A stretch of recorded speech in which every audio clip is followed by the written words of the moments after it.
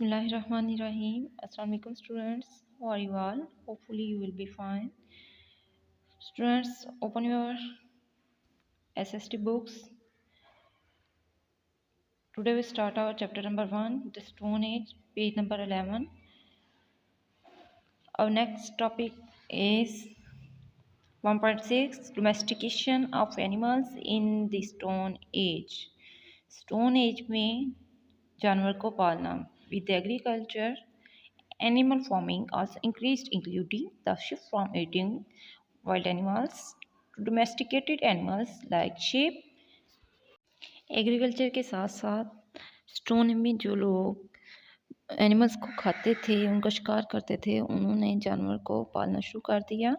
Animal skins continue to be useful for clothing and leather tents. उन्होंने animals इसके साथ साथ उन्होंने एनिमल्स की स्किन से को यूज़फुल बनाने के लिए उससे क्लॉथ और लेदर टैंट्स बनाना शुरू कर दिया. Ship wool kept people warm in extreme winter.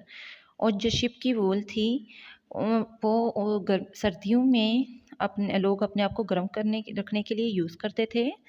For the neolithic people a great change occurred as they move from their nomadic ways to a more settled life. जो लोग न्यूलिथिक पीपल थे वो उनके लिए nomadic ways of life को में settle होना एक बहुत बड़ा चेंज था. With agriculture they became restricted to a certain area where the crops were easy to grow. Agriculture के लिए उन लोगों ने ऐसे एरिया में रहना शुरू कर दिया जहाँ पे इजीली क्रॉप्स ग्रो की जाती थी. This meant that they had to now live in a place permanently and work on farms.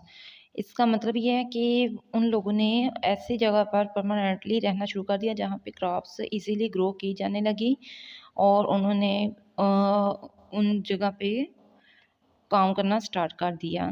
Agricultural societies grew faster than nomadic ones since agriculture provided surplus food which could be stored. Agricultural societies में जब agriculture ज़्यादा होने लगी तो लोगों ने food को store करना स्टार्ट कर दिया. और this also made that the dependence on crops increased. ताहम लोगों ने क्रॉप्स के ऊपर डिपेंड करना बहुत ज़्यादा डिपेंड करना स्टार्ट कर दिया. एज अ रिजल्ट जिसका रिजल्ट ये निकला in the time when there was not enough rain there was famine. तो इसका रिजल्ट ये निकला कि जब बारिश नहीं होती थी तो फिर कहत पड़ जाता था. There was an increased need to live in groups, protect land and food supply. The danger was not only from wild animals but also from other groups of people in search of food. This insecurity gave rise to the concept of weapons like daggers, arrowheads, chisels, etc. as archaeological evidence shows. Different archaeological के evidence से हमें ये पता चलता है कि जब बारिश कम होती थी तो कहत पड़ जाता था तो लोग एक जगह पर ग्रुप्स की शक्ल में रहना शुरू कर देते थे और ज़मीन की हिफाजत करते थे और फूड को सप्लाई करते थे ताकि उन्हें सिर्फ जंगली जानवर से खतरा नहीं था होता बल्कि वो इसलिए भी उनको खतरा होता था कि दूसरे जो लोगों के पीपल्स के दूसरे ग्रुप्स हैं अदर ग्रुप्स हैं वो उनसे फूड छीन ना लें. तो इस इनसिक्योरिटी से बचने के लिए या फिर जब उन्हें दूसरे ग्रुप्स ऑफ पीपल से इनसिक्योरिटी फील हुई तो उन्होंने डिफरेंट किस्म के वेपन्स बनाए जैसा कि डेजर्स, एरोहेड्स और चेजर वगैरह. In the neolithic age people lived in small groups and tribes with the leader. Neolithic age में पीपल स्मॉल ग्रुप्स और अपने जो कबीले थे उनके लीडर्स के साथ ही रहते थे. The area was marked by a boundary with in which the crops were ground and the animals were kept. जिस एरिया में वो रहते थे उसके गिर्द एक बाउंड्री बना दी जाती थी.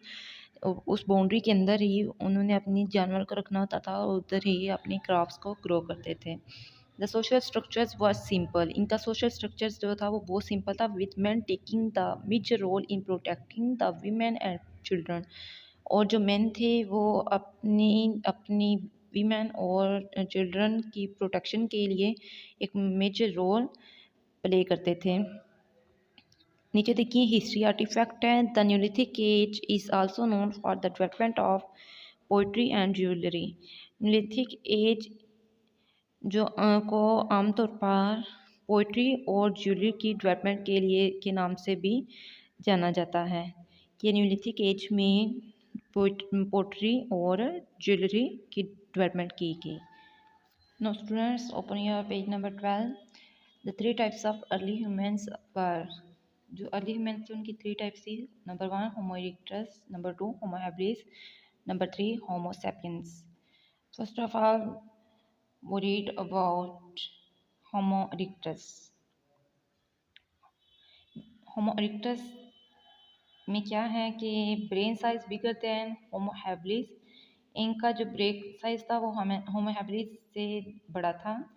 Had ape like features including big face and हेरी बॉडी। उनके एप लाइक फीचर्स थे, उनका फेस बिग था और हेरी बॉडी थी कि उनकी पूरी बॉडी पे बाल होते थे। Was taller than habilis and was able to stand straight and as a result was known as the upright man.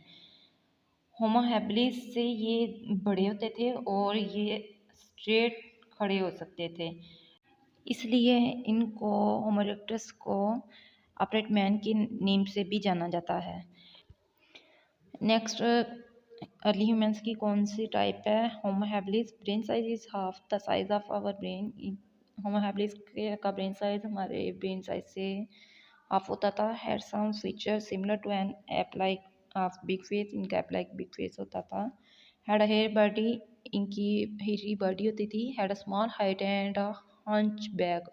और इनकी हाइट स्मॉल होती थी और उनकी हंच बैक होती थी। हंच का मतलब होता है कि कोहनी की तरह, मतलब मुड़ी हुई बैक होती थी उनकी, कोहनी की तरह ना मुड़ी हुई बैक होती थी। नेक्स्ट हमारी हेडिंग कौन सी है? Homo sapiens. Name the modern man. Homo because brain size is similar to ours. ये मॉडर्न मैन की एक टाइप है क्योंकि इनका ब्रेन साइज जो है वो हमारी तरह ही होता था। Our brain size is bigger. हमारा ब्रेन साइज बड़ा बड़ा है फीचर्स सिमिलर टू अस। और इनके फीचर्स भी इसी तरह के होते थे। Less hair and was able to stand up straight. और उनकी बॉडी पर बाल बहुत कम होते थे और वो बिल्कुल सीधा खड़े हो सकते थे, स्ट्रेट खड़े हो सकते थे। नाउ स्टूडेंट्स, आपके पेज नंबर 12 के ऊपर सबसे लास्ट पे आपका वर्ड वेल्थ है। Archaeologist.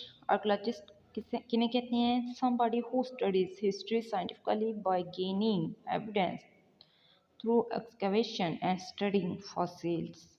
Nomadic. People who move from one place to another in search of food and water. So student, today's diary is 1.6 plus word wealth. Learn by heart. Stay blessed and Allah Hafiz.